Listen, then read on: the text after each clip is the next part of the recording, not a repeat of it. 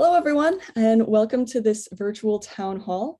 Quasi is excited to host Dr. Lauren Lautz, Dr. Hendratta Ali, and Dr. Elizabeth Boyer, program directors of the Hydrologic Sciences program at the National Science Foundation for this webinar today.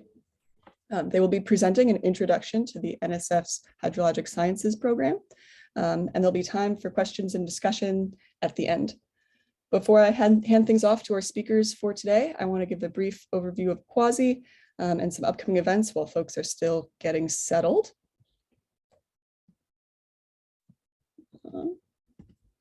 My name is Julia Masterman. I'm the Education and Outreach Specialist for Quasi. Quasi is the consortium of universities for the advancement of hydrologic science.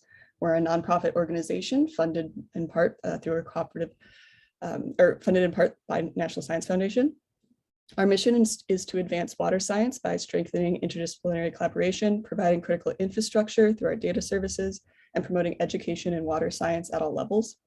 We seek to fulfill this mission in two main ways: through our data services and community services. Our data and compute services provide tools and support for the entire data lifecycle, from data discovery to collaboration, all the way through to publication. Quasi hosts two data repositories for water science data, HydroShare and HIS. The hope is that providing the support and infrastructure, Quasi can help researchers formulate and execute their data management plans, be effective data stewards, and meet the requirements of funding agencies and publishers. The other side of our house, so to speak, are our community services. These include grants, workshops, a summer institute for graduate students at the National Water Center, webinar series and events like this one, a virtual university, and a guest lecture database, among a few other things. There are a few upcoming events that I'd like to highlight, but this is just going to be a very brief overview. We have a new workshop coming up this summer. Applications are now open for the hands-on hydrogeodesy workshop, which will be held in person in Missoula, Montana. Hydrogeodesy is an exciting emerging area of study that utilizes satellite data along with other data sets to estimate hydrologic loads. This short course will provide an introduction to hydrogeodesy with a combination of fieldwork, data analysis, and programming. Applications close April 27th. Quasi also has a number of funding opportunities for graduate students and early career researchers. These are three of our main grant opportunities, but specifically to highlight the Instrumentation Discovery Travel Grant, which now has applications are now open for that one and will close soon on April 15th. I'll put links in the chat in just a moment to all of these so you can learn more. Quasi also seeks to be a resource for the water science community as a whole. Here are a number of community meetings coming up soon. I'll also highlight that the Frontiers in Hydrology meeting is happening this June, which is co-sponsored by AGU and Quasi. This is a brief summary of the upcoming deadlines that I mentioned. There's a lot going on, and there's even more coming soon. Many more workshops and webinar series for this summer and fall will be announced in the coming weeks. I'd encourage you to visit our brand new website, which was recently updated, to learn more, to sign up for our newsletter, to join our community Slack channel, and to stay up to date with everything that is going on. I'll add that information and what I mentioned previously in the chat, along with contact information in case any additional questions come up. Before I hand things off to our speakers, a few logistical things. This webinar is being recorded and will be posted on the Quasi YouTube channel tomorrow. Secondly, we ask that you use the Q&A functionality to submit questions to our speakers. Finally, we expect that all involved with Quasi Cyber Seminars promote and maintain a professional, considerate, respectful, and collaborative virtual environment. Thank you again for joining this webinar, and thank you to Dr. Lautz, Dr. Ali, and Dr. Boyer for this presentation and providing this opportunity for engagement. And with that, I will let them take it away. Dr. Ali. So thank you. Thank you for the introductions. So we'll jump right in with our presentation. So we're really happy to welcome you to the 2022 National Science Foundation's Hydrologic Sciences Program Town Hall. It's good to see so many of you joining us today, and we hope that this will be really useful for you. So to get started, I want my colleagues and I to kind of introduce ourselves a little briefly, just so you get a sense of where we are at in the program. So Laura. Hi, everyone. Welcome. I'm so glad you could join us this afternoon. I'm Laura Lautz, Program Director for the Hydrologic Sciences Program. I've been at NSF for 2.5 years, and I'm looking forward to a great conversation today. Thanks. Beth. Hi, everyone. My name's Beth Boyer. I'm also a program officer in the Hydrologic Sciences program, though I'm a rotator, a temporary position from Penn State. And I'm Hendratta Ali. I'm also a program director with the Hydrologic Sciences program. I've been here since August 2021, and I'm also a rotator. So it's good to see everyone. Today, our program will be in 4 parts. The first part would be an overview of the program. The second part would be the process of proposal writing. The third part would be about interdisciplinary and cross-cutting programs. And finally, we'll have some time for questions and discussion. So at the National Science Foundation, there are a variety of disciplinary programs across the many science and engineering and education domains. The Proposal and Award Policy and Procedures Guide, often referred to as the PAPG, provides the general guidance for NSF programs across the foundation. But the scope of each program is further described in either a program solicitation or a program description. For the hydrologic sciences, as you can see, the scope of the program is described in the program solicitation, and it was recently updated as early as fall 2021. In this solicitation, you would find an updated synopsis and description of the program. So it includes proposal preparation, data policy, collaboration with international partners and other federal agencies, information about typical award sizes and duration, as well as other hydrologic science program specific criteria or requirements. You'd also find information about when to submit your proposal. And for hydrologic sciences, you can submit your proposal at any time. So whenever you are ready, you can submit your proposal to the hydrologic science program. So what we're trying to say is you can think of the program solicitation as a document that augments the PAPG. And incidentally, the PAPG was recently updated as well with some significant changes and clarifications. So we will post some links in the chat for you to bookmark for your records. So hopefully this will be very helpful for you. Next slide. So as program officers, we often get inquiries from PIs about what research topics fall within the scope of the program. So the next few slides, we would introduce the scientific focus and areas of interest that apply to the hydrologic sciences program. Generally, the hydrologic science covers topics on continental water at all scales, from the very small to the very large. So the program focus is on processes such as precipitation, filtration, or flow paths, fluxes, water storage in continental reservoirs, soil, streams, aquifers, snow caps. And projects may also involve transport of dissolved solids, suspended loads, or involve coupling with other systems such as ecosystem processes and geochemical cycles. Or they may be about hydrologic response to change. A big one is climate change, as you know, but also maybe changes in land use, watershed, urbanization, and so forth. Whichever the case, the proposed projects may involve a combination of approaches. So it could be observational, experimental, theoretical, or modeling. It is very much up to the PI how they want to proceed. Next. So this figure kind of summarizes the global water cycle. And as you may know, the components include terrestrial, ocean, atmosphere, glacial, and polar regions. What we want to emphasize here is the hydrologic science program covers the terrestrial component of the global water cycle.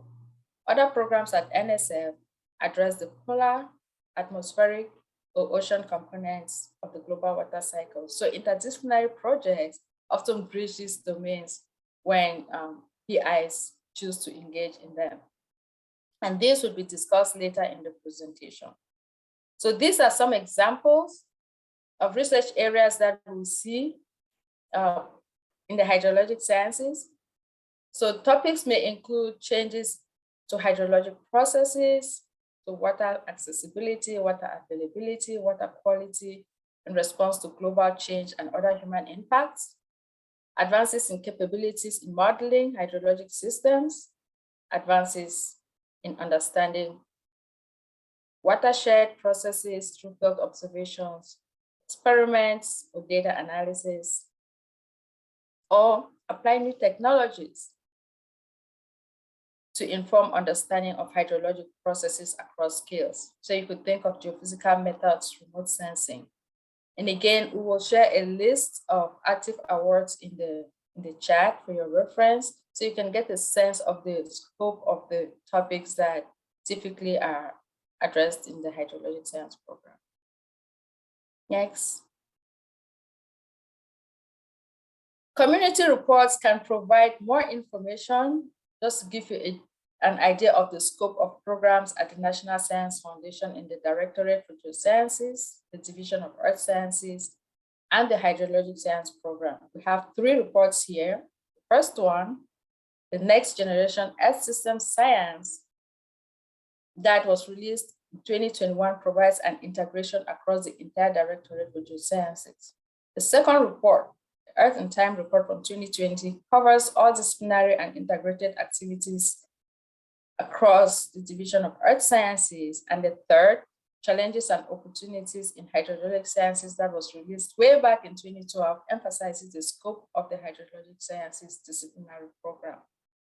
So again, these links will be provided in the chat. I encourage everyone to bookmark them for your reference so that you can kind of remind yourself of what you need to look for. So next slide. Once you've figured out the program to which you want to submit your proposal, the next thing is often to decide what type of proposal you want to submit. There are different categories of proposals across NSF, and in the next few slides, I will introduce some of these categories. The first one is the typical category of proposal that is submitted to the hydrologic sciences, which are the standard research proposals. These involve acquisition of new data or synthesis projects. This can be submitted by a single institution or multiple institutions in a collaborative manner in which one institution serves as the lead. These programs are usually between 2 to 4 years and typically go from 250 to 700,000. And these are the proposals that are the bulk of the award from the Hydrologic Sciences program. So HS funds about 20 to 35 standard proposal awards per year. Again, if you check the awards database, you can see some of the recently funded or previously funded standard proposals across NSF and Hydrologic Sciences program. The next category of proposals are the career trajectory proposals. So these proposals, these categories are across the NSF Foundation, but proposals are reviewed within disciplinary programs. So we have 4 groups here that cover different career stages. The first, Graduate Research Fellowship Program, provides a 5-year fellowship that includes 3 years of financial support and cost of education to a graduate student. So it's important that PIs and mentors know this so you can encourage students to consider applying for these awards, or if there are students in the audience, you can reach out to program officers for more information if you're interested in considering these proposals. The next one is the postdoctoral fellowship, which are for 2 years with about 62,000 in stipend and 25,000 for activities. The Hydrologic Sciences actually funds these, and we fund about 1 to 3 postdoctoral fellowships per year. Next up are the career proposals that are intended for untenured early career investigators to integrate their research and educational activities. It's for a duration of 5 years, and awards are typically around 500,000 more or less. And the Hydrologic Sciences program funds about 5 career awards per year. Most recent group of proposals are the mid-career advancement proposals that offer sabbatical-like experience to advance the research of a mid-career faculty. And these are for 2 years, so people at the level of associate professor or equivalent, right? And the awards are about 400,000, and the Hydrologic Sciences will fund about 1 or 2 mid-career advancement proposals per year. So links would be shared in the chat again, so you can check them out. And we know you cannot look at all of these now, but you can bookmark these for further reference. The next type of proposals are the special proposal types. And these are special because these proposals are those for which unsolicited submissions are not accepted. This means that you have to check in with the program officers first before you submit a special type of proposal. The first one is the rapid response research proposals that are used by PIs when there is a serious urgency that requires quick response research on a natural or anthropogenic event. So the awards are usually around 50,000 or less and are primarily intended for collection of perishable data. The research coordination network proposals are to foster collaboration and address interdisciplinary topics, and they are awarded for up to 5 years at about 500,000 per award. Workshops, conference travel proposals are to support diverse attendance and mentorship activities at events with themes that are central to the hydrologic sciences, if you're submitting to the hydrologic sciences, or to the relevant program to which you want to submit your workshop proposal. So these are typically less than 50,000 or thereabouts. Again, the important thing here is that for this group of proposals, you want to contact program officers first, and we will provide our contact information at the end of these presentations. So whatever the proposal you plan to submit, please remember that your idea is key. And if your ideas are responsive to the needs of the Hydrologic Sciences program, you can prepare and submit a proposal at any time. You can reach out to us, program officers, if you are unsure. The next section of this presentation will cover the process of proposal writing, and I will pass it over to Beth. Thanks so much, Hendratta. So Hendratta described the HS program solicitation and also mentioned the PAPG. The PAPG is shown here in the diagram, and it is the Proposal and Award Policies and Procedures Guide. That, along with the solicitation, are both essential documents for your proposal preparation. The PAPG shown here provides the specific guidance that you'll need for preparation and submission of proposals to NSF. The instructions in the PAPG apply unless otherwise stated in a solicitation, which take priority. The PAPG answers your questions such as how's the proposal required to be formatted, and the elements of a standard NSF proposal are shown here in this slide and are described in detail in this document. We'll talk more about a few of these elements in subsequent slides. In addition to the components listed here, there are some other parts of the proposal that aren't listed here, like, for example, single copy documents that are NSF use only that aren't provided to reviewers. That might be things like a list of suggested reviewers to include or not to include, which is optional, and information about your collaborators and other affiliations that we use for checking for conflicts of interest when we look for reviewers for your proposal, and that document's required. And so listed here are some of the essential elements of a proposal structure, including the length limits and some of the main topics. This is the project summary, which is really important, a one-page description, an abstract, if you will, of your proposal, providing an overview of the whole proposal, as well as an overview of the intellectual merit and broader impacts components. A project description, which is the narrative, 15 pages, references, which have no page limit, bio sketches in a very strict format of all the principal investigators and other personnel participating in the proposal, the budget and budget justification, current and pending support, facilities, equipment, and other resources, a postdoctoral mentoring plan, a data management plan, and letters of collaboration. We'll be touching on some of these in subsequent slides. Next.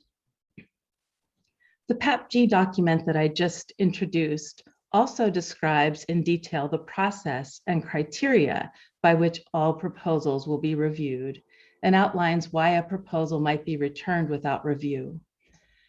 All proposals submitted to the National Science Foundation are reviewed according to the 2 merit review criteria shown here: intellectual merit and broader impacts. The intellectual merit criteria encompass the potential to advance knowledge and understanding.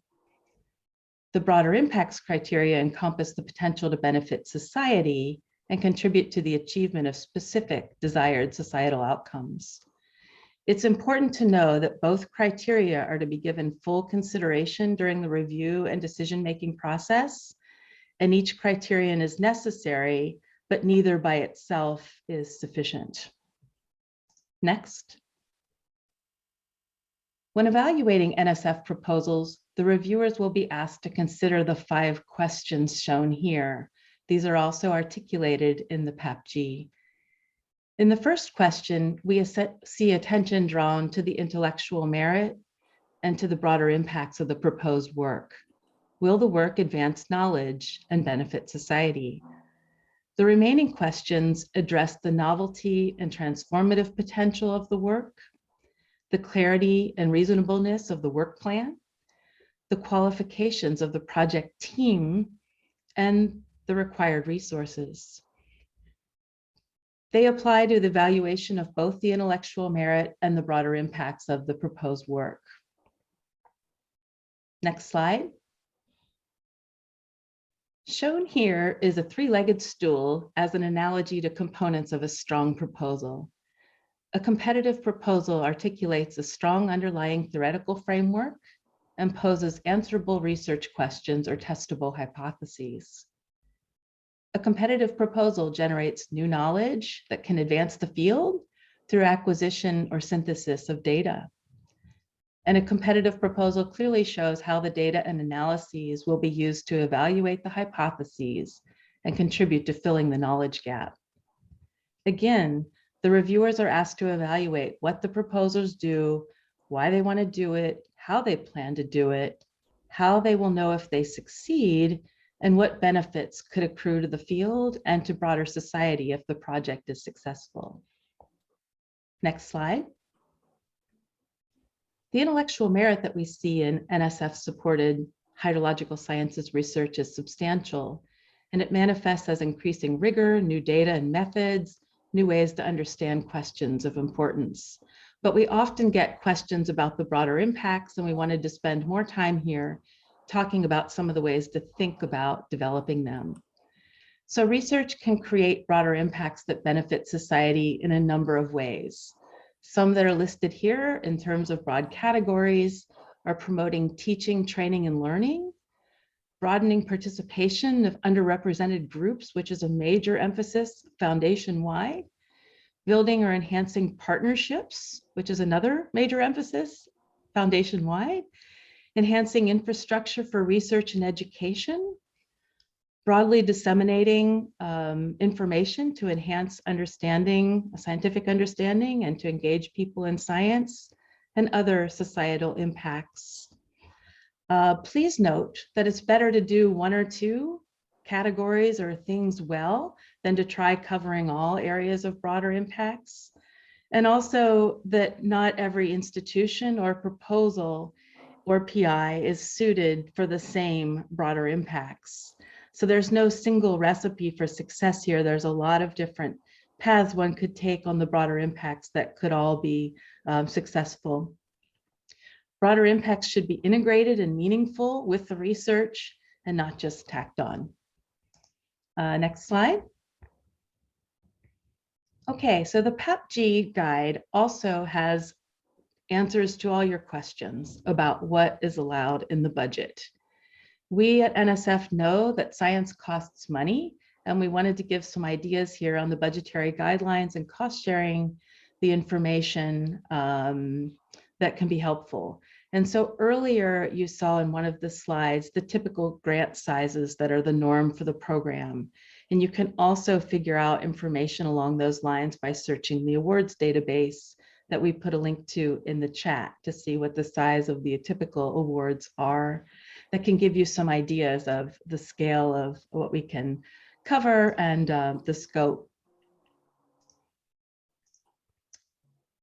Some of the things that can go into the proposal here are shown on the right are personnel costs, equipment costs defined as items over $5,000, materials and supplies, project-related travel, subawards, publication costs, computing costs, tuition, participant costs, and indirect overhead costs. It's worth talking for a minute about participant support costs because there's a lot of confusion about that term. The way NSF defines participant support is well described in the PAPG, and it typically means direct costs for items such as stipends or subsistence allowances, travel allowances, and registration fees that are paid to or on behalf of participants who are not students or employees of the institution. And they're often in connection with conferences or training projects.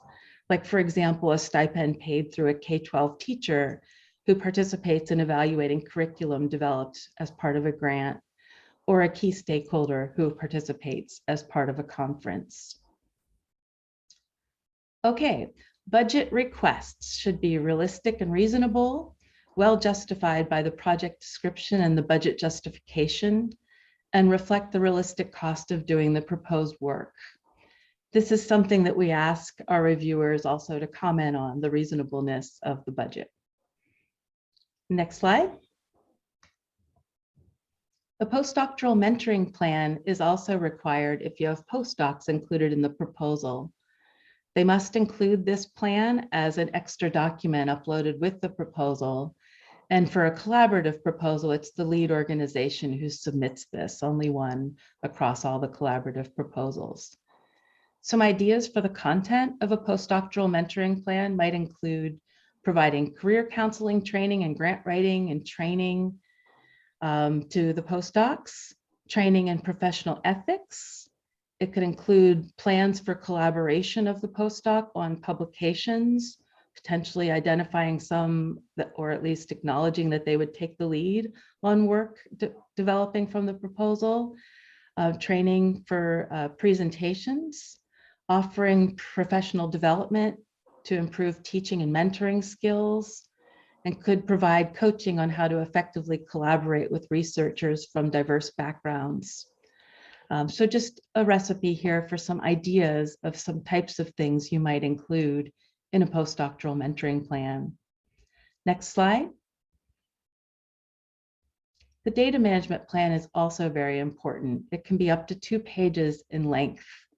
We wanted to note that the NSF Division of Earth Sciences has its own policies for data that are available. We'll put a link in the chat.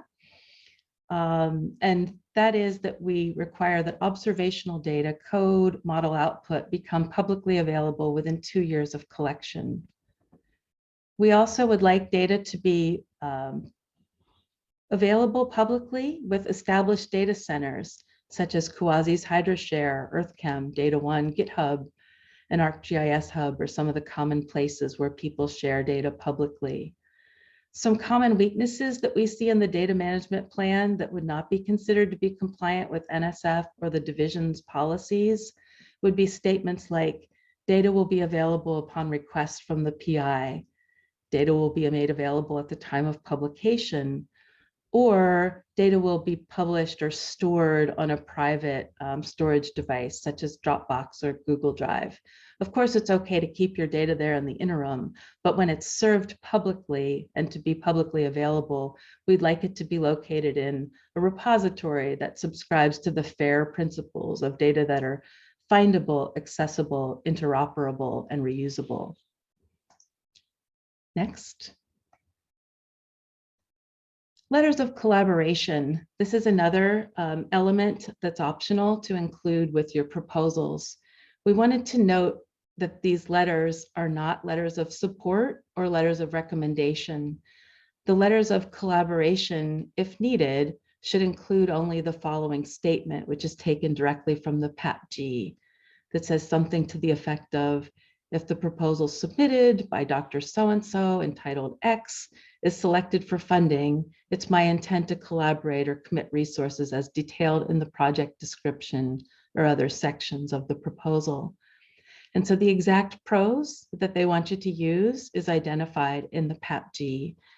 And this is one reason that we tend to see numbers of proposals returned for resubmission or corrections, is if the letters of collaboration aren't compliant. So if we see a full letter of support where the reviewers would be expected to learn something from it new that's not in the narrative, we would ask you to replace it with a letter that just has the statement. So be aware of what the letter of collaboration is. Now, sometimes we see proposals that have tons of letters of collaboration, thinking that the more letters of collaboration, the stronger the proposal. And while that may be the case, it can also be a negative to your proposal. So for example, every letter of collaboration that comes in equals more conflicts of interest for who can review your proposal. So if there are 20 institutions covered and a whole bunch of individuals in the field, then that limits the reviewer pool. And if the information is already in the proposal about what they'll be doing and it's clear, maybe a letter of collaboration is not needed. But if there's unfunded collaborations, then that might be an area where you'd want to have a letter of collaboration. And so if you have questions about that, you can always reach out to a program officer and use your own judgment. It essentially says that the partners will do what they said they would. And if you have unfunded partners, that would be a key area where you'd want letters of collaboration. Okay, next slide. NSF supported facilities are shown here. There's a key section in the PAPG, and we listed it earlier, of the proposal that's called Facilities, Equipment, and Other Resources section of the proposal. This is used to assess the adequacy of the resources available to perform the effort proposed to satisfy both the intellectual merit and the broader impacts review criteria. And proposers should describe only the resources that are directly applicable and available to their project. But people are used to thinking about facilities that they have at their institutions, which might be things like analytical facilities, field equipment, even office space for students, things like that. But in addition, we wanted to bring your attention to some NSF-supported multi-user facilities. The NSF and other agencies like DOE offer many different kinds of multi-user facilities that are available to the entire community. And we listed 3 here that are supported by the Hydrologic Sciences Program and NSF that we often see in proposals being made use of as part of, if you will, an expansion of facilities. So highlight these 3. Kuwazi, of course, you're all familiar with Kuwazi in some way, since they're the host of this webinar today, the Consortium of Universities for the Advancement of Hydrologic Sciences. They provide infrastructure to access and disseminate data, host webinars on topics like this and meetings and workshops, and provide virtual education and training. Another facility is CTEMPS, which stands for the Center for Transformative Environmental Monitoring Programs. They enable broad use of systems to the hydrologic sciences community, providing field deployable high precision fiber optic temperature measurement systems, wireless, self-organizing multi-parameter sensor stations, and also unmanned aircraft systems. The user fees are very low, and the experiment design, installation, and data analysis is supported by their staff of scientists. And so if you can make use of these types of resources to leverage your own projects, we encourage you to reach out. The third facility mentioned here is NCALM, the National Center for Airborne Laser Mapping. They enable research-grade LiDAR surveys through competitive NSF grants process, and they also offer seed grants for graduate student projects. And this facility has been around for a very long time and has flown LiDAR surveys at a number of locations all across the country and even some international. And there's a list on their website of the LiDAR data that are publicly available through this program already to you. Okay, next slide. Over to Laura. Thanks, Beth. Thanks, Hendratta. I'll wrap up our presentation with our last set of slides. So now you've seen the various elements for a proposal to hydrologic sciences. And I'm going to take a minute to walk you through that proposal lifecycle and the decision-making process that we use at NSF and in the hydrologic sciences program. So all the elements that Beth just spoke about are submitted through a website called research.gov. And you would do this in coordination with your home institution through your Office of Sponsored Programs, or sometimes it's called a Sponsored Research Office, a name like that. They will help you because the proposal is actually submitted by your institution, not by you as an individual. When that proposal comes in, it comes directly to the program officers and staff in hydrologic sciences, and we carefully review it to make sure what you've submitted is compliant with the guidelines in the PAPG and the program solicitation, which Hendratta and Beth already spoke about. If there are elements that are not compliant, the proposal could be returned without review if those issues are really major, or if they're relatively minor, we can ask you to update the files to correct the issue, because we only send proposals out for review if they're compliant with our requirements. Once your proposal goes out for review, it will be subject to the gold standard of merit review before a funding decision is made. Overall, merit review is the evaluation of your proposal by outside experts who make that evaluation using the criteria that Beth presented in the prior slides: the intellectual merit, broader impacts, any solicitation specific criteria. The proposal review at NSF can be done through ad hoc reviews, it can be done through panel review, or it can be done through both ad hoc and panel review, and that varies across programs. In hydrologic sciences, we use both ad hoc and panel review.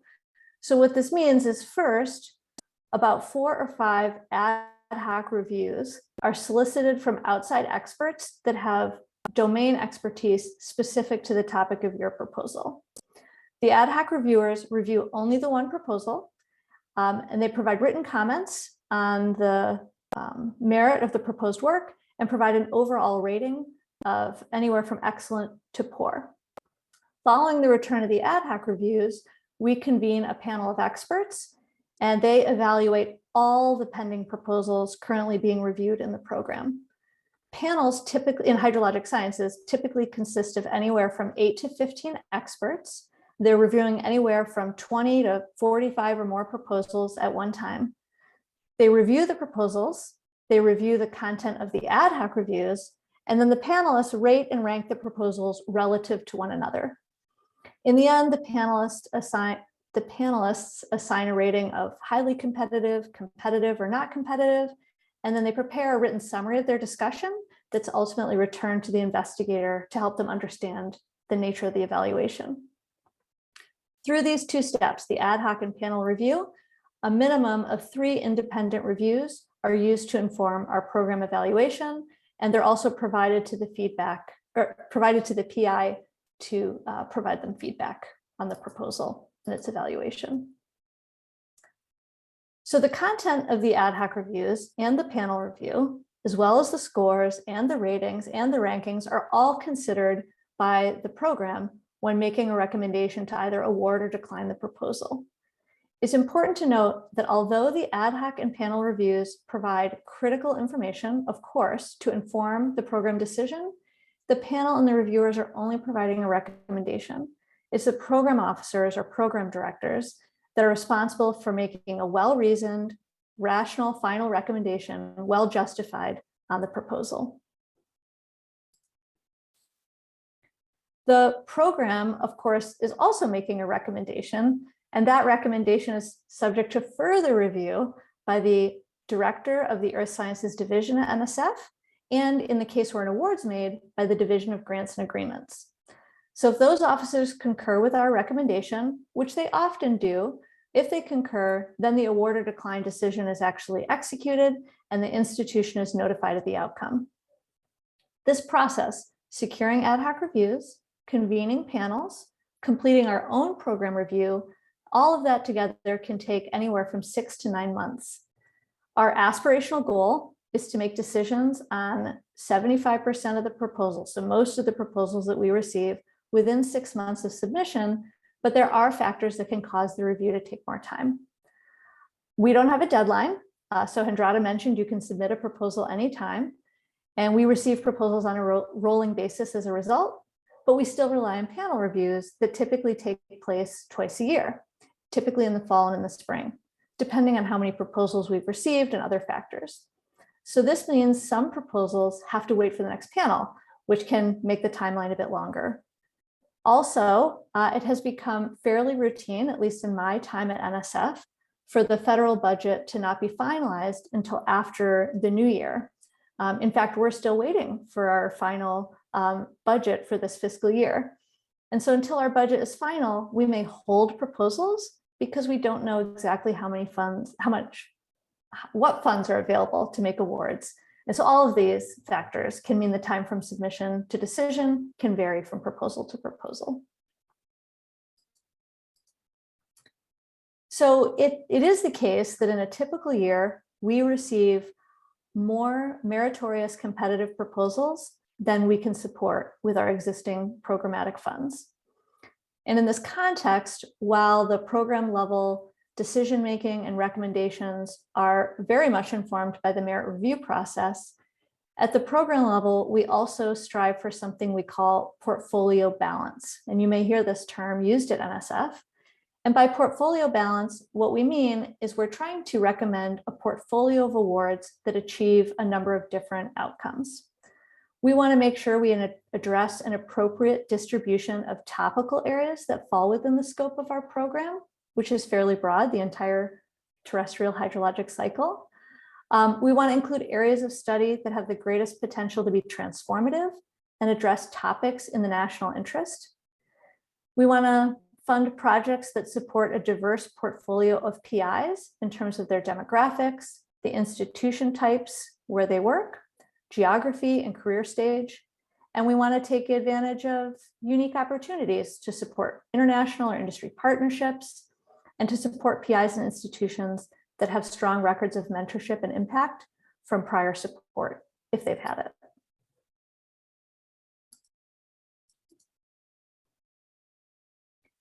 Some projects fall squarely within the scope of the Hydrologic Sciences program, and hopefully you've gotten a sense of that scope from this presentation. Other projects may be multidisciplinary or interdisciplinary and involve expertise from multiple domains that extend beyond the scope of our program. If this is the case for the work that you want to propose, you could consider a proposal that's submitted or directed to multiple disciplinary programs, and you can indicate that at the time you submit a proposal. In that case, what you are recommending or requesting is that your proposal be co-reviewed by multiple programs. You can also look at cross-cutting NSF programs that might be a good fit for your work, and I'll talk about a couple of those in a moment. But really the key consideration is you want to make sure that your proposal is reviewed by the right experts, people with a real understanding of the merit of your work and how it fits into a larger context. And you want to make sure that your work's being evaluated relative to other proposals that have similar topics and frankly, similar scopes in terms of duration and budget. Here you can see several of the programs that Hydrologic Sciences most commonly reviews with. And if you think your proposal should be reviewed by one of these programs or more than one of these programs in addition to Hydrologic Sciences, we would strongly encourage you to reach out to any of those programs to get their feedback on how your work fits within their scope. Beyond the disciplinary programs and review by multiple disciplinary programs, there are also cross-cutting programs at NSF that span different fields within earth sciences, and also those that span multiple directorates or multiple science domains across NSF. So for example, within the Division of Earth Sciences, where the Hydrologic Science program sits, we have several integrative activities, a couple shown here, like the Critical Zone Science program. The Critical Zone program has funded observatories and collaborative networks throughout the US that study integrated hydrological, geochemical, and other surficial earth processes that take place anywhere from the top of the vegetation canopy all the way to the base of the weathered bedrock. There's a program called FRES, the Frontier Research in Earth Sciences program, that supports projects in any field in the earth sciences that are larger in scope and budget that can be typically supported by disciplinary programs. If we go outside and beyond the Division of Earth Sciences, I draw your attention to a couple of programs that have strong overlap or connection to the Hydrologic Sciences program. One of those is a program called DISIS. It used to be the CNH program. DISIS stands for the Dynamics of Integrated Socio-Environmental Systems. And this program supports research on systems that have tightly coupled human and natural components. And this is a program that goes across geosciences, biosciences, and the social sciences. There's also the Signals in the Soil program that supports research on innovations in environmental sensing of soil processes and properties. And this is a program that spans earth sciences, environmental biology, environmental engineering, computer systems, and more. And Beth, Hendratta, and I serve on these various working groups and could help you understand the scope and nature of these programs. NSF also has cross-cutting programs related to cyber infrastructure, education and training, and just overall building capacity in research and education. I have to acknowledge there are far too many of these programs for us to cover in their entirety, and we are really focused on the Hydrologic Sciences program here, but this gives you a sense of the breadth of programs at NSF that might be of interest to you. So like the REU, Research Experience for Undergraduates program, and the IRIS, or International Research Experiences for Students programs. If you're interested in proposing a research experience for students, either in the US or internationally, you might be interested in these programs. The HBCU Excellence in Research program and the IU's HSI program are specifically intended to enhance research capacity in undergraduate education at minority serving institutions. And the EPSCoR program provides support specifically for states that currently have limited NSF support relative to the other states. So these are all further opportunities beyond the HS program. In addition to existing programs, whether they're disciplinary, interdisciplinary, cross-cutting, there are also other releases by NSF called Dear Colleague Letters, or DCLs. We get questions about DCLs, what they mean, what their intention is. And essentially, these are letters from NSF to the community that highlight specific opportunities within our existing programs. They're not new programs or separate programs. Sometimes they have specific funds allocated, sometimes they don't. Here are a couple that are maybe of particular interest, like the Career Life Balance DCL that invites supplementary funding requests to support personnel that can sustain a research program when a member of the project team is on family leave. These are provided as supplements to existing awards. And then there are two topical focused DCLs, one on climate solutions that invites proposals to existing programs that have topics related to the goal of reaching net zero greenhouse gas emissions and adapting to climate change.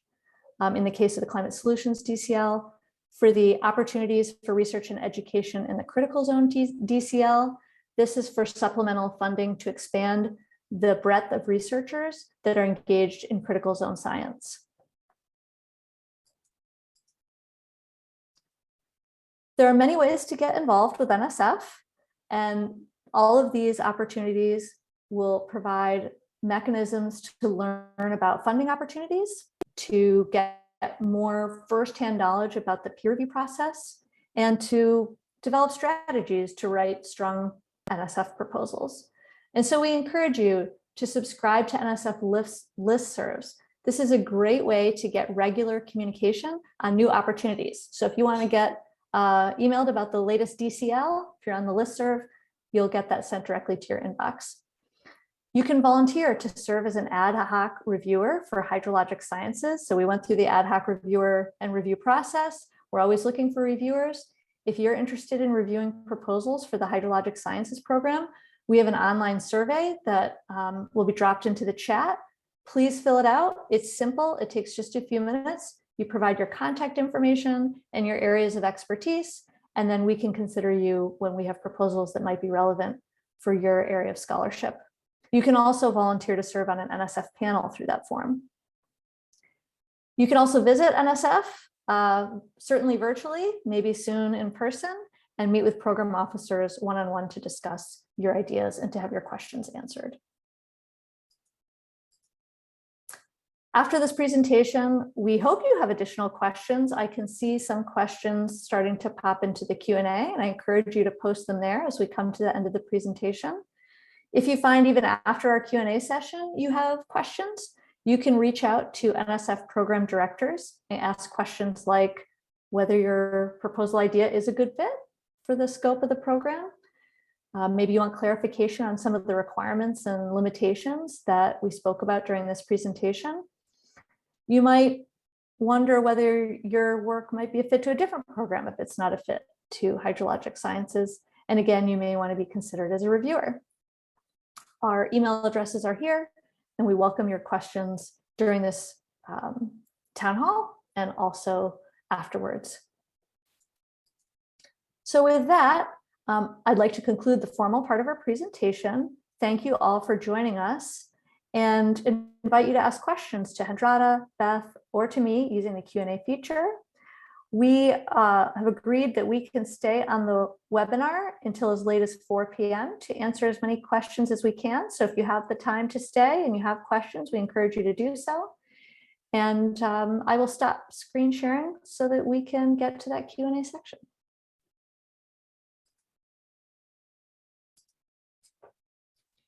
Great. Thank you so much to all of our speakers today for taking the time to share all that information with the community.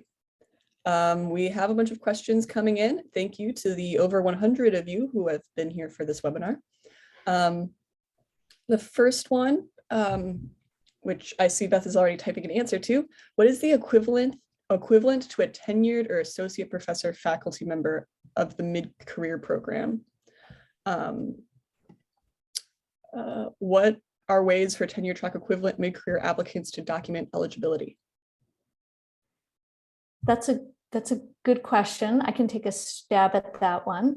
I will say there is a lot of information online, so I encourage you to read the solicitation for the MCA program to make sure you get the most accurate and up-to-date information. And they often have informational sessions. They probably have recorded webinars and probably a frequently asked questions guide. So I would encourage you to check those out.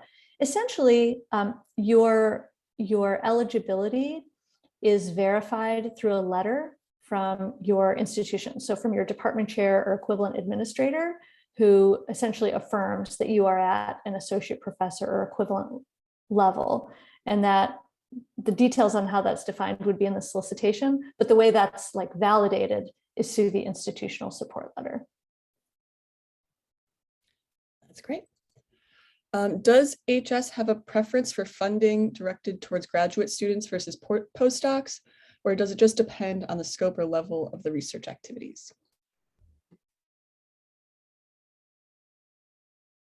Do Beth or Hendratta want to answer that? Do you want me to answer that one?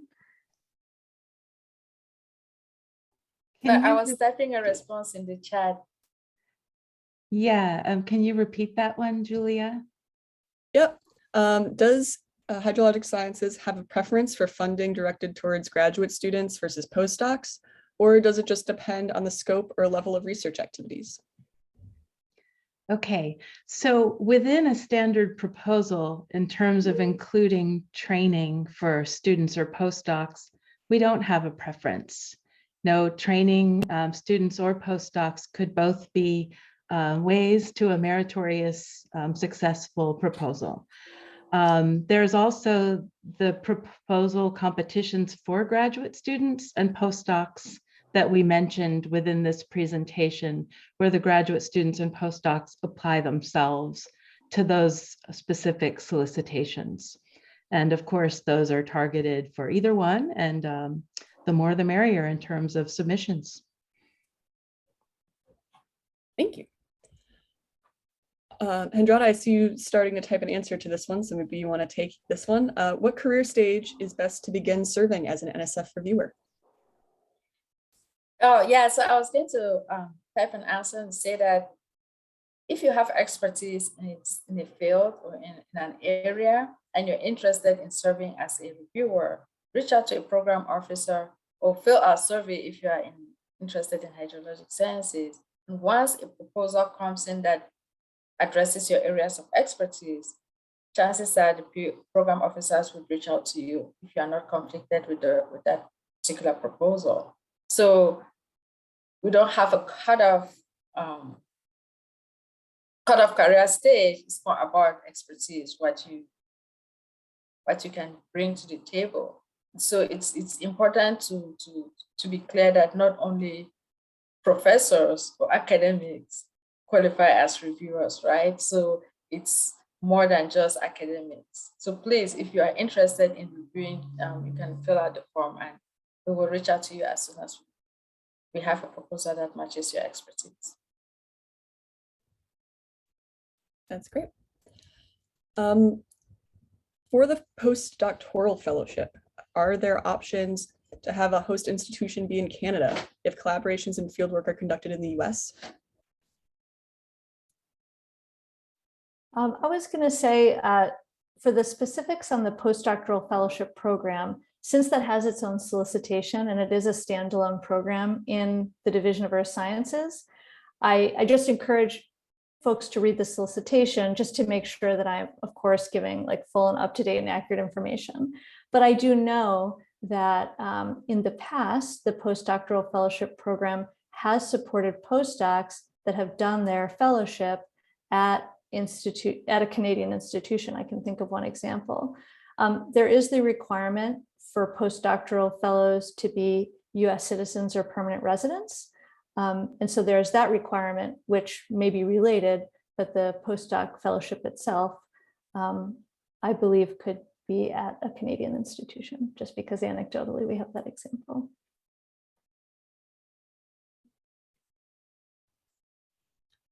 Okay, I see one more kind of generalized question. What is the typical review cycle? If I submit a proposal in February, for instance, do I expect to know the review result by August or?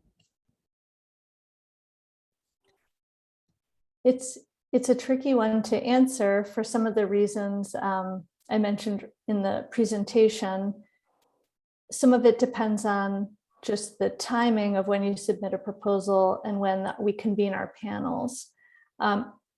Most proposal responses or decisions are made within 6 to 9 months. So I feel confident saying that you can expect a response, or at least an explanation of why you don't have a response in that time for reasons like, if we're waiting for our federal budget and, are holding on to proposals for some reason. If you're thinking about timing of submitting a proposal and how that might impact the timeline to decision, you could always reach out to a program officer to say, preparing a proposal for submission, I'm thinking of submitting it by this time, and we can give you feedback on how that might impact the length of the period of review for your proposal. Although we don't advertise the exact timing of our panels, we can try to give you guidance on how that might impact the time for review. That's great. This seems like a question that a couple people have. Do you have any thoughts or reactions to proposals coming from industry, especially projects or research projects that still might have broader impacts or real world implications?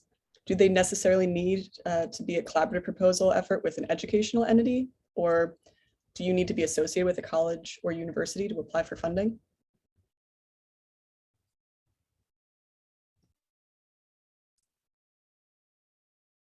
I can answer this one. The solicitation, so the HS solicitation that was mentioned in the proposal, there are only certain types of institutions that are eligible to apply for awards from NSF under our solicitation. And so eligible institutions have to be institutions of higher education, could be PhD granting institutions, could be two-year colleges, but it has to be an institute of higher education, or a not-for-profit organization. So COASI is an example of a not-for-profit organization that's not an institution of higher education, but those are the only two categories. So we actually don't accept proposals from for-profit industry, although there's potential for collaborative partnerships, like through a sub-award. So, you know, if you're at an institution of higher education at a college or university, and you're working with a collaborator who's working at an institution that's not eligible for direct funding from our solicitation, it's possible that you could serve as a collaborator through a sub-award or a contract. And I would just encourage anyone who's thinking about a proposal with that scenario to just reach out to us, and we could help you like navigate your specific circumstance and how it would fit within our solicitation. There are, Hendratta, I didn't know if you wanted to mention, there are other opportunities outside of HS. Yeah, so there are other opportunities for, so if you're a business and you wanted to apply for grants, a small business grant proposal that you can apply for that are NSF wide, not specifically through HS, but you can apply as a business to those type of grants and get funding that way. So through those channels, which are very different from, say, a program solicitation that is related to a disciplinary program like hydrologic sciences.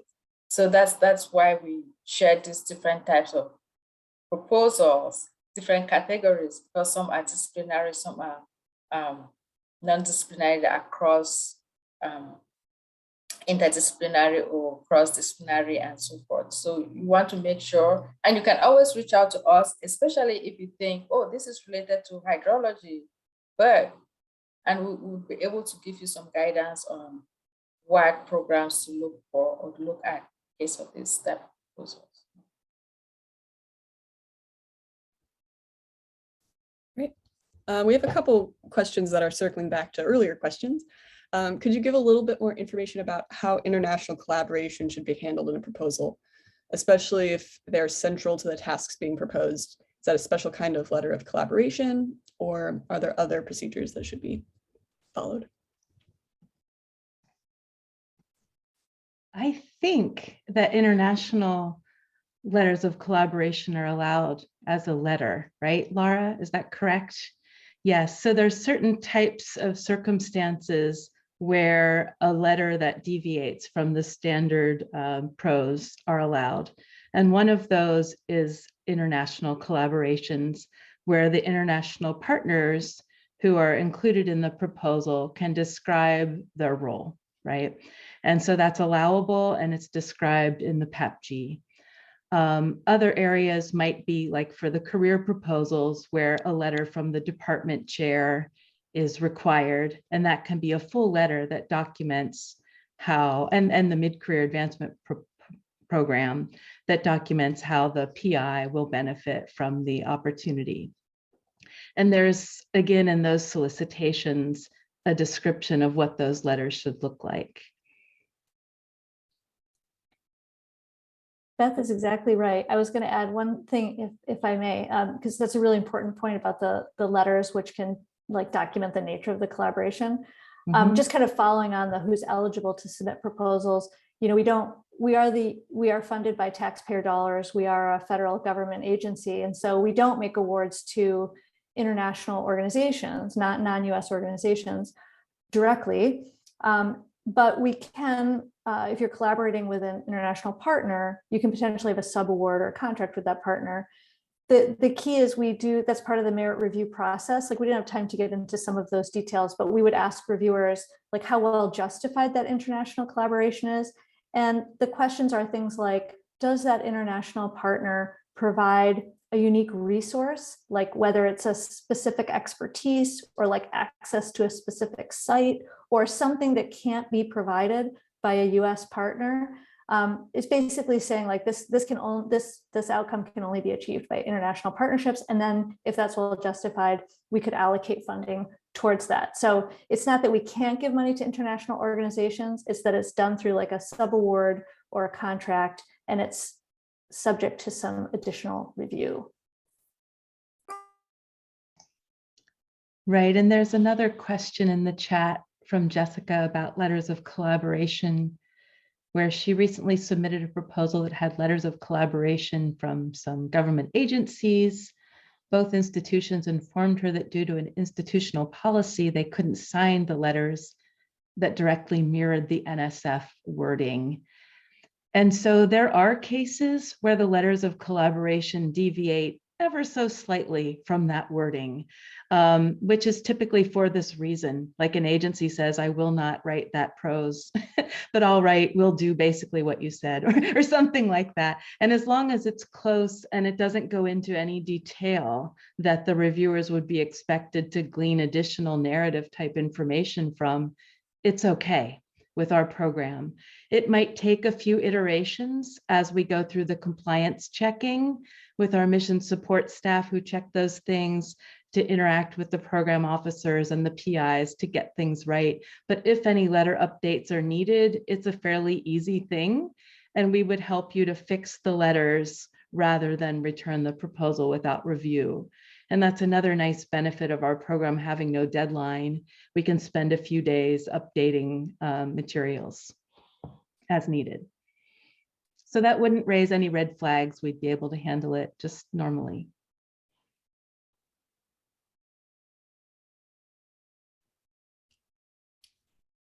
Okay. Switching gears a little bit, are methodology development oriented, for example, flood related proposals considered to be within the scope of the NSF Hydrologic Sciences, or methodology development needs to facilitate science scope of hydrologic science? Would those be considered suitable proposals for this section?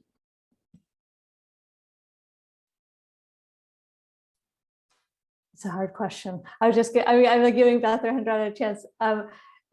I could take an initial stab at it, but I think, yeah, we have discussions about these kind of questions all the time. So these are familiar types of questions. So for a method development proposal, I think the key question is whether the outcomes of the proposed work are transformative. And I know that's sort of a loaded word in the reviewer community, but if we just kind of back up a little bit and think like what was mean by transformative, it's like, well, if that method development will actually like change the way we study hydrologic systems, or all of a sudden make it possible to answer questions we couldn't answer before, or to understand systems in a way we haven't understood them before, then I think method development certainly falls within the scope of HS. Sometimes, method development could be like using known concepts, or maybe making more incremental advances in methodology that are unlikely to really transform the field of hydrologic sciences. So I think it's less about whether it's method development and more about whether the outcomes are significant, and will have a major impact both on the field and on society. So that's how I would evaluate whether the work would be a fit. And I'd welcome Beth or Hendratta to piggyback off of that if they have something to add.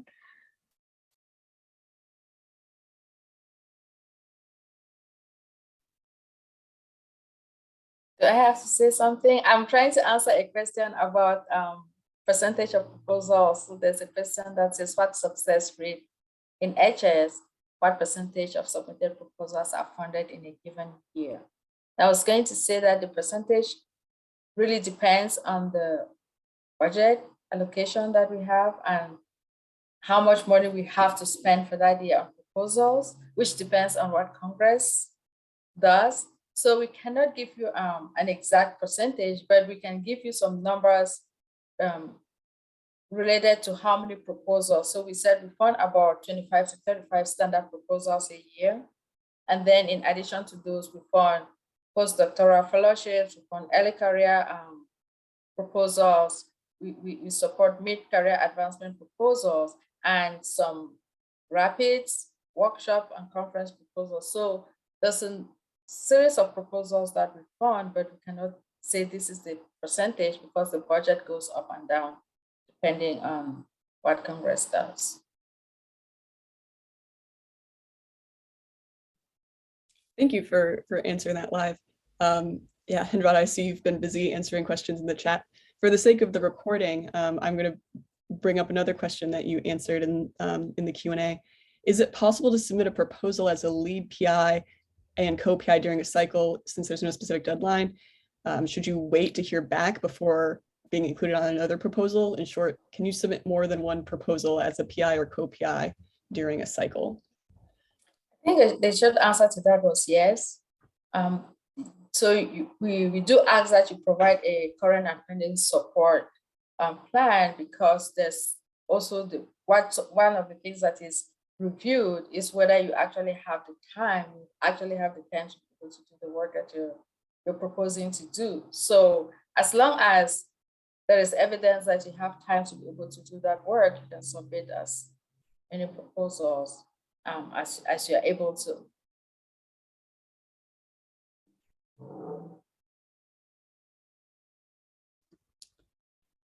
Okay, thanks. Another question that's coming in, is there any preference towards funding projects that have field work based domestically versus internationally? I would say there's no preference, because really we want you to go where in the world you need to go to do the best science. And so admittedly, if it were more cost effective to go to one place versus another, and you could do equally as good a work and answer all of those questions, there might be reasons to do that. But there are some places in the world that are very unique, really sensitive systems that are worth studying, and that can only be done by going to the place and doing that place-based work. And so no preference, it's really what is needed to really advance the science and to have the impact. That's what we want to fund.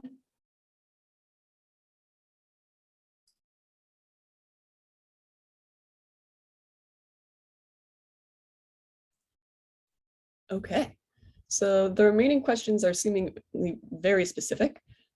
This one, for instance, is developing an unmanned surface vehicle, USV, for mapping and collecting water quality data, an appropriate project for the program. I guess, could you speak a little bit more towards how folks could get a better idea if their very specific proposal may or may not be a good fit?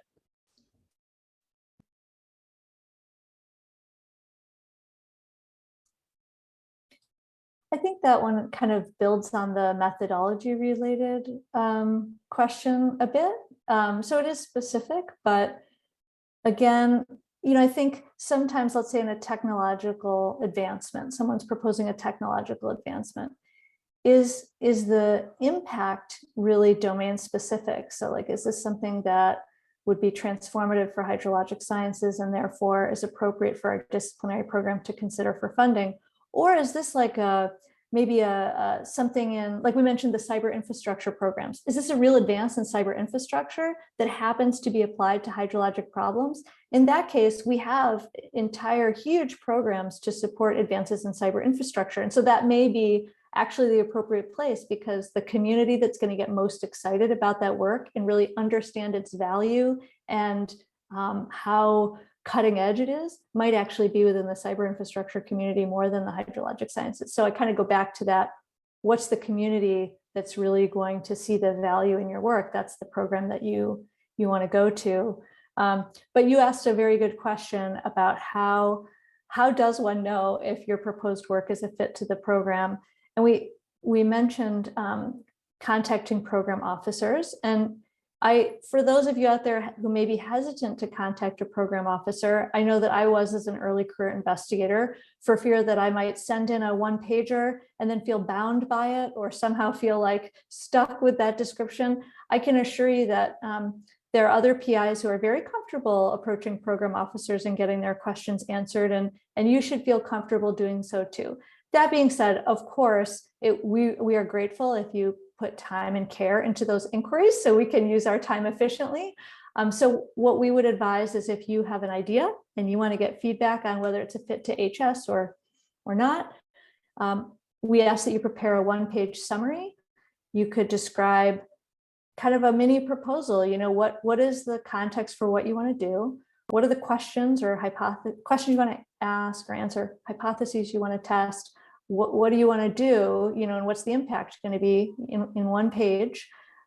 Send that to us. We discuss that as a team and respond with our feedback about, yeah, that sounds like it's a fit for our program or not, and try to give you some feedback on how it could be or whether there's somewhere else you might look.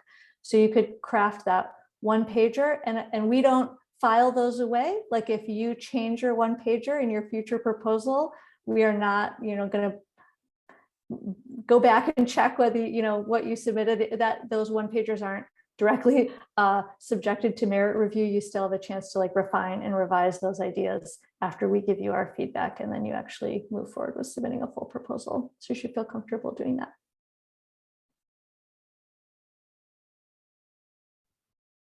Thank you.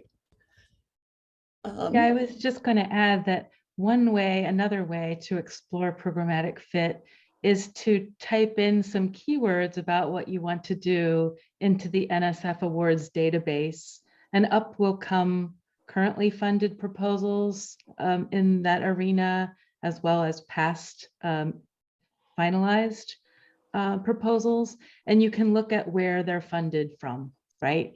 And so that might give you some ideas of programs you may never have even heard of, you know, to reach out to those programs. And I will say with the one pagers that we get, it is commonplace for us to pass them around. Like if we don't feel it's a good programmatic fit in HS, we typically don't like to speak for other programs saying, oh, engineering would find this in their scope. But rather we might suggest to you that you contact those officers if we think that might be a good fit in addition to our program, or potentially a better fit. We also might forward it ourselves to other program officers saying, hey, does this look good to you? Can you comment? You know, do you have suggestions? We help find a home for all proposals coming in the door. Yeah, and I will just add to that for this reason, if you are unsure about your proposal or the fit of your proposal, and you think, is this hydrologic science, or is this geochemistry, or is this land use, send it to program officers in all three programs. That way we all kind of get a sense, and we can have a conversation about it and provide the best feedback to you. This next question is kind of the next step after that. Are co-reviewed proposals often co-funded as well? Or does the funding come from one program? Or how does that process work? I guess I'll take a step out that and say, yes, co-reviewed proposals are often co-funded. But again, it depends on a lot of internal discussions, right? And you can check the program database. You always see that proposals that are co-funded, both programs are identified in those abstracts. So yes, reviewed proposals are often co-funded.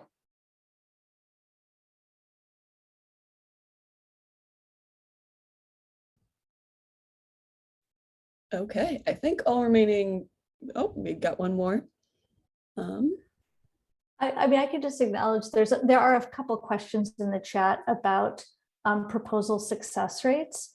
And it isn't that NSF doesn't share proposal success rates at all. They just only share them down to a certain level. So like we don't share proposal funding rates at a program level, but you can find success rates certainly at the directorate level and perhaps even the division level.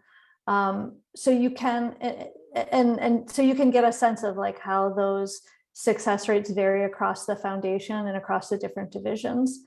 And we are one of those programs and one of those directorates. So those would be, reflective of all the programs within the directorate and the division. So it's just at what level those are released. There's a question in the chat about will the links be posted with the video on YouTube? And I think the answer to that is yes, but I wanted to confirm that with Julia. Yes, so I've been keeping track of the links that are included, that have been shared in the chat, and those will be included in the description of the YouTube video.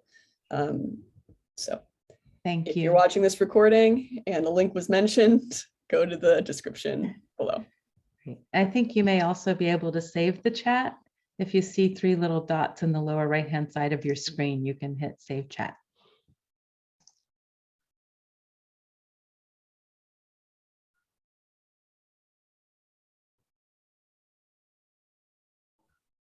I Okay, don't if there see any other questions. So. I think I see one question here about what is equivalent to a tenured associate professor faculty member for the mid-career program. And again, I would recommend that you take a look at the MCA solicitation and reach out to those program officers if you have specific questions about eligibility. But I can say from experience that we've seen people get MCA awards who are non-tenure track faculty members, like research professors at the mid-career stage, in addition to tenure track associate professors. So research associate professors, teaching associate professors would all meet the eligibility requirements.